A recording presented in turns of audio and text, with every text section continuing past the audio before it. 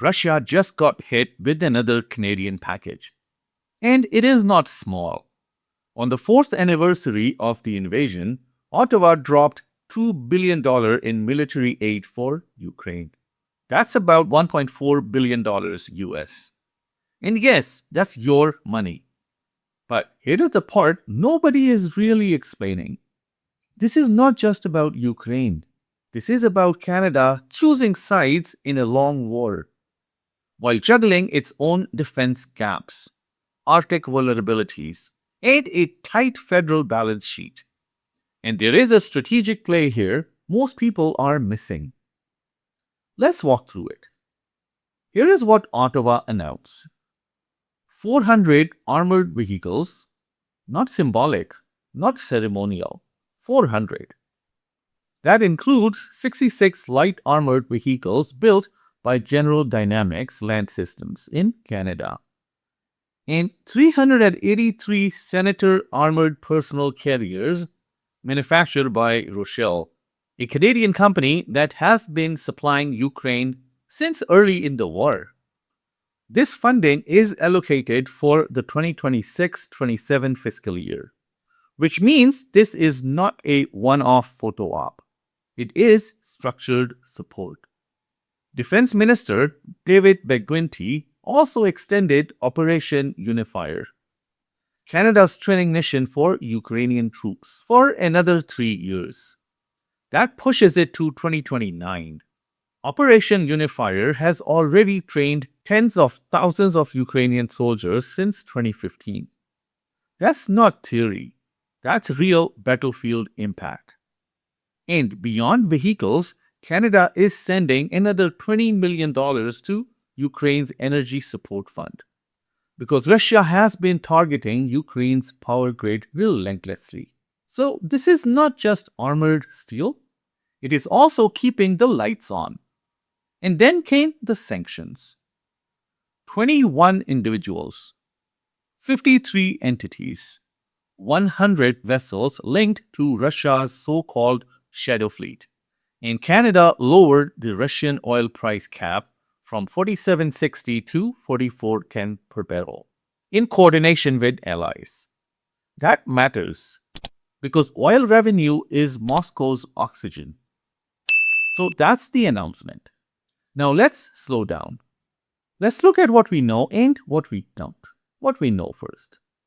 Canada committed $2 billion in new military assistance. 400 armored vehicles are included.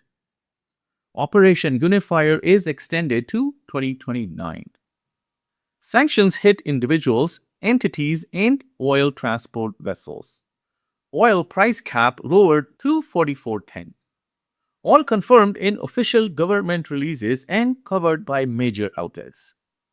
And here is what we don't know yet: exact delivery timeline of all vehicles, how quickly sanctions enforcement will bite, whether additional funding will follow in 2026-27. That's important because announcements are politics, delivery is power. Now let's talk strategy. Why does this matter for Canada? First, industrial capacity. Those Rochelle vehicles, built in Canada, General Dynamics LAVs, built here. That means Canadian defense manufacturing lines are active. That supports domestic industry, jobs, supply chains, production scaling. That's not charity. That's industrial policy disguised as foreign aid. That's smart. Second, alliance positioning. Prime Minister Mark Carney is early in his tenure. He's on a transatlantic tour, strengthening ties with France and Britain. This announcement lands during that diplomatic window. Signal received. Canada remains locked in with NATO partners. That matters when we are also asking allies to take our Arctic security seriously. And third, deterrence signaling. Canada does not project power like the United States. We don't carry carrier strike groups, but we project alignment. And in geopolitics, alignment is leverage. By reinforcing Ukraine, Canada reinforces NATO's eastern flank indirectly, which reduces the probability that NATO's Article 5 is tested elsewhere. Now, here is the uncomfortable question. Can Canada afford this? The federal budget is already stretched. Defense spending is under pressure to hit NATO's target. The Parliamentary Budget Office has previously highlighted long-term fiscal strain in defense procurement planning. So when Canada sends $2 billion abroad, some Canadians ask, shouldn't we fix our own procurement backlogs first? Our submarines, our NORAD modernization, our Arctic surveillance gaps?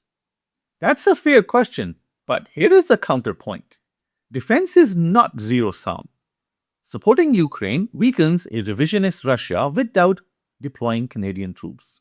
Is forward defense by proxy, cheaper than escalation later. And that oil price cap move? That's economic warfare. Canada aligning with G7 partners to squeeze Russian revenue further. Will lowering it from 4760 to 4410 collapse the Russian economy? No, but sanctions are cumulative. They restrict margins, insurance, shipping routes, financial flexibility. Some people watching this will say, why are we still funding this? It has been 4 years. Fair, but war of attrition do not resolve in news cycles. They resolve in logistics, steel, fuel, training, morale. And if Canada stepped back suddenly, that would be noticed in Brussels, in Washington, in Moscow, and in Kyiv. Small powers cannot afford strategic inconsistency. Consistency is credibility. Credibility is deterrence. Here is the bigger picture. Canada is not a military superpower, but Canada is a financial and diplomatic node inside the Western alliance system. When Ottawa moves in coordination with partners, it amplifies collective action. Lowering the oil cap was not unilateral. It was coordinated. Sanctions were not isolated. They were aligned. That matters. And extending Operation UNIFIER to 2029 signals something else. This war is not viewed in Ottawa as ending tomorrow. Planning to 2029 is planning for duration. That's realism, not optimism. This entire package is not just about Ukraine. It is about Canada choosing long-term alignment over short-term fatigue. It is about industrial capacity, alliance credibility, energy warfare, and signaling to Moscow that Western unity has not cracked.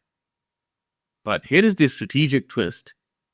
Canada still has to fix its own house. We can support Ukraine and still modernize NORAD. We can sanction Russia and still accelerate Arctic procurement. Those are not contradictions. They are parallel tracks. Canada had options. Ottawa chose engagement.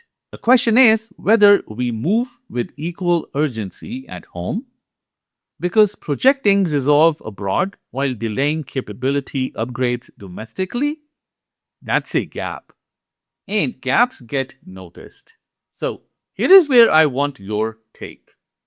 Do you see this as smart strategic positioning or overstretch? Should Canada double down or pivot inward? Drop your thoughts below. And if you want the deeper breakdown on how this ties into Canada's Arctic posture and NATO leverage, that will be next. Because this is not just about Kyiv.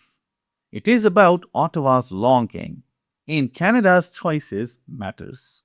And if you like the content I make, please hit like and subscribe to my channel. Also, join the membership and buy me a coffee if you want to help me keep this channel independent. Thank you so much for watching, and I'll see you in my next video.